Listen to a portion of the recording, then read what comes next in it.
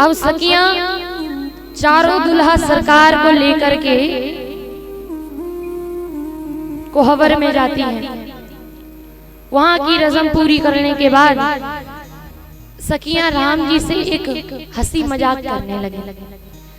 सीता मैया की चरण पादुका को एक बढ़िया थाली में सजा करके और उसे लाल कपड़े से बंद कर दिया, मानो कोई देवी हो, उस प्रकार से उन्हें ढक दिया और एक थाली में पकड़ लिया और कहा, राम जी ये हमारी कुल देवी है, ये जो थाली में है ना ये हमारी कुल देवी है। तो आप ऐसा करो, हर मिथिला में आने वाले पहुना यानी दुल्हा सरकार हमारी कुल देवी को प्रणाम करती, आपको भी करना पड़ेगा, चलो प्रणाम करो हमारी कुल देवी को।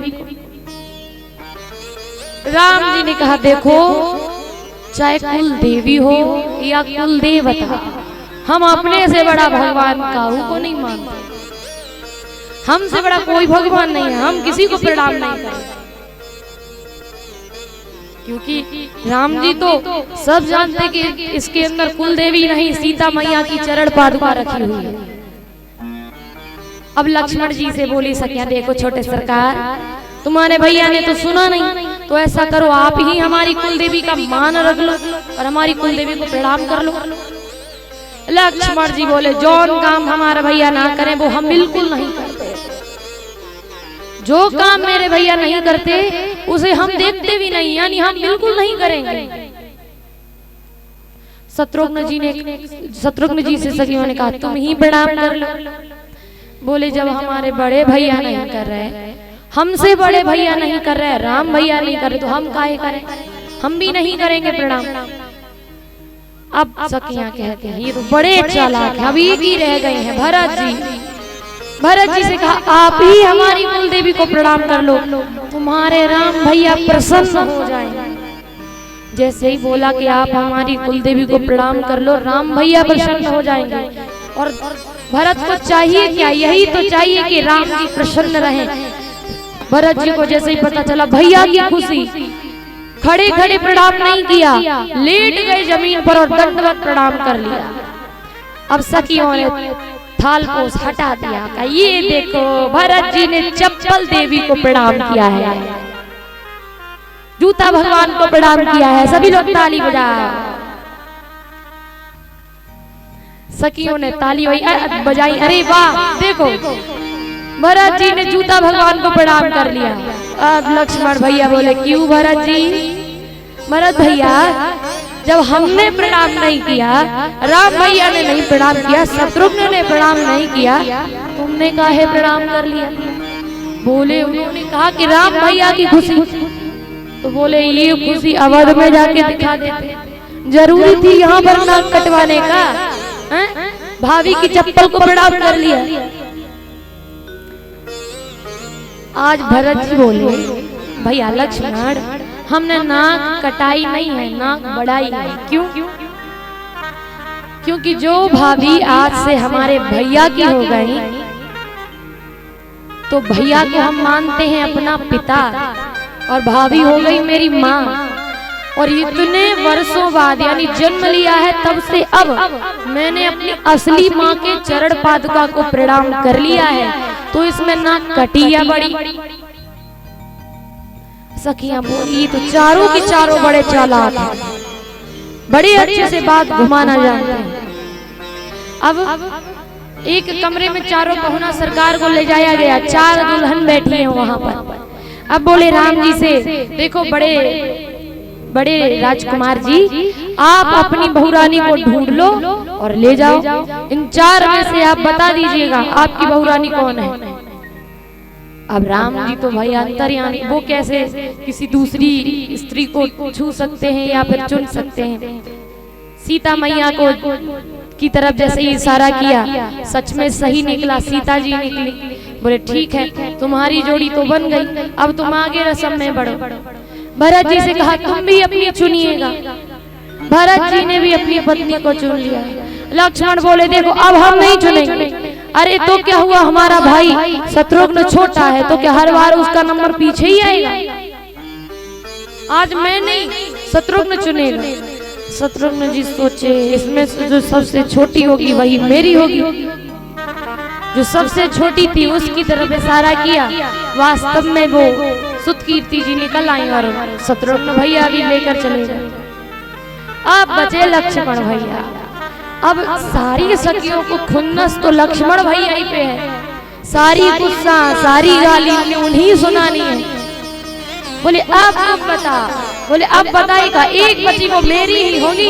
अरे ये हमारी ही उर्मिला है, लाओ चलो हमारे साथ। और जैसे ही इशारा किया, जो बैठी थी उन्होंने पल्लू हटाया तो वो उर्मिला जी नहीं थी, दाढ़ी वाला एक लंबा चौड़ा सा आदमी बैठा। और जैसे ही इशारा किया कि यही हमारी उर्मिला, वो गले से चिपट गया। आपको हम नहीं छोड़ेंगे, अब तो हम आपके संग ही अब चलेंगे, हम नहीं छोड़ेंगे, हम आपकी पत्नी हैं। बोले अरे नहीं नहीं भैया, ये हमारी पत्नी कैसे हो सकती है? अरे वो तो एक बच्ची इसलिए बोल दिया कि यही होगी, हमें क्या पता इसकी इतनी लंबी दाढ़ी भी है, ये हमारी उर्मिला नहीं है। तो सारी सखियां लक्ष्मण जी पे ही अपना क्रोध, अपना सारी चालाकी निकालती हैं। ये रस्म पूरी हुई, सब खाने को बैठे, खाना के लिए बैठे हैं। हमारे राजा राम का शहरा लगा हुआ है, उन्हें थाली दिख नहीं रही, तो उन्होंने अपनी लड़ियां सारी शहरे के ऊपर कर ली। और जैसे ही राम जी की सूरत को सखियों ने देखा, सब पागल से हो, सोचती हैं इनको गाली देंगे। ये जैसे ही पहला निवाला तोड़ेंगे, जैसे ही खाने चलेंगे, इन्हें गाली देंगे। बोले हाँ, इन्हें सबको गाली देंगे। अब राम जी बेचारे जानते हैं कि जैसे ही निवाला तोड़ा नहीं कि इनके मुंह से गाली निकली नहीं, इसलिए बिल्कुल चुपचाप बैठे हैं। तो अब तो सखियां कह रही क्या करें, ये कब खाएंगे, कैसे खाएंगे? तो एक बोली ऐसे नहीं खाएंगे, इन्हें दो गाली, और जैसे ही भूख लगेगी गाली सुन करके वैसे ही सब खाने लगेंगे। सखी गाने लगी और कहने लगी, देखो इन सभी पहुना सरकार को गाली तो सब खाएंगे।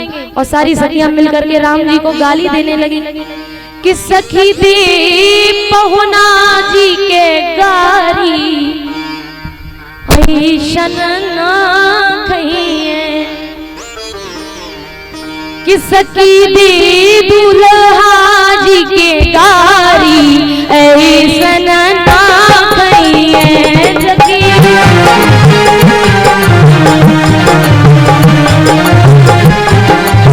हो सखी दे पहुना जी के गारी ऐसन ना कहिए, पहुना जी के गारी ऐसन ना कहिए।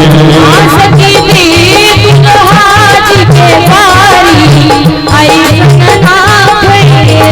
सखी ने पहुना जी गारी ऐसन ना कहिए।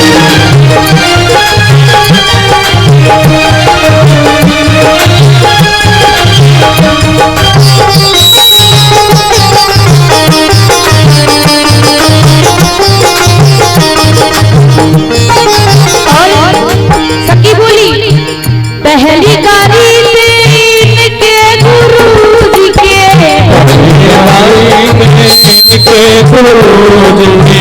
पहली गाली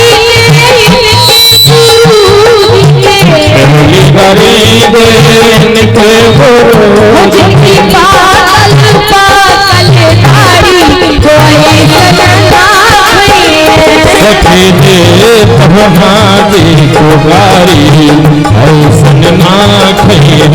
सखी दे दुल्हा जी के गारी ऐसन ना कहिए।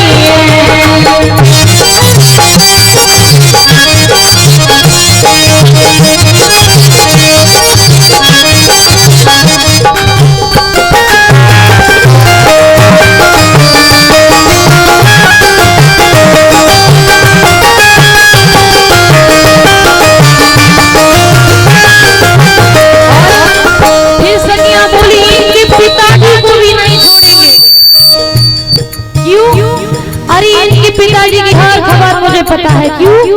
अरे एक पुरुष दूसरे पर इनकी 3 नारियां हैं। तो अब गारी देने लगी दशरथ जी को। फिर गारी दे इनके पिताजी के, गारी दे इनके पिताजी के, फिर गारी दे इनके पिताजी के, फिर गारी दे इनके पिताजी के। एक पुरुष को 3 नारी ऐसन ना कहिए।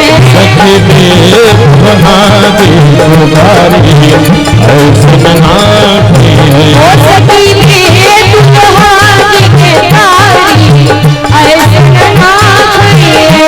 सखी देव महादेव गारी ऐसन ना कहिए।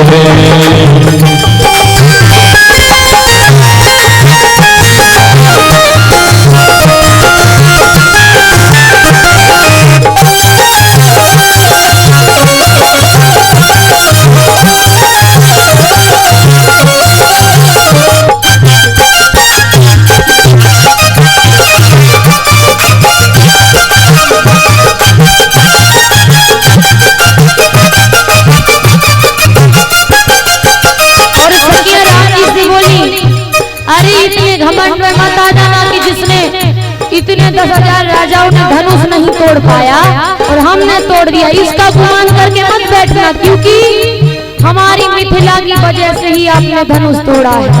और सखियां बोली, भंजे चाप गुमान न लावो, भंजे चाप गुमान न लावो, भंजे चाप गुमान न लावो, भंजे चाप गुमान न लावो। मेरी जनकपुरी ससुरारी ऐसन ना कहिए। सखी देव महादेव गारी ऐसन ना कहिए। ओ सखी देव महादेव गारी ऐसन ना कहिए।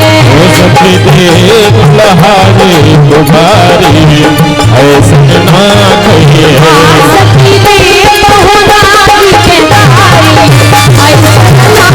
महादेव गारी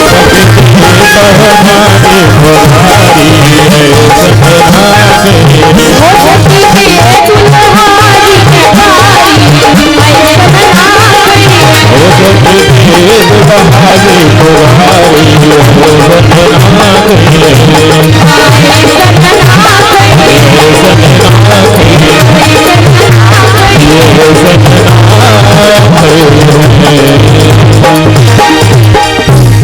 सखियां बोली, सबको गारी दो। जब ये गारी सुनेंगे ना तो बड़े आनंद से भोजन करेंगे। लगी सखियां गरिहाने।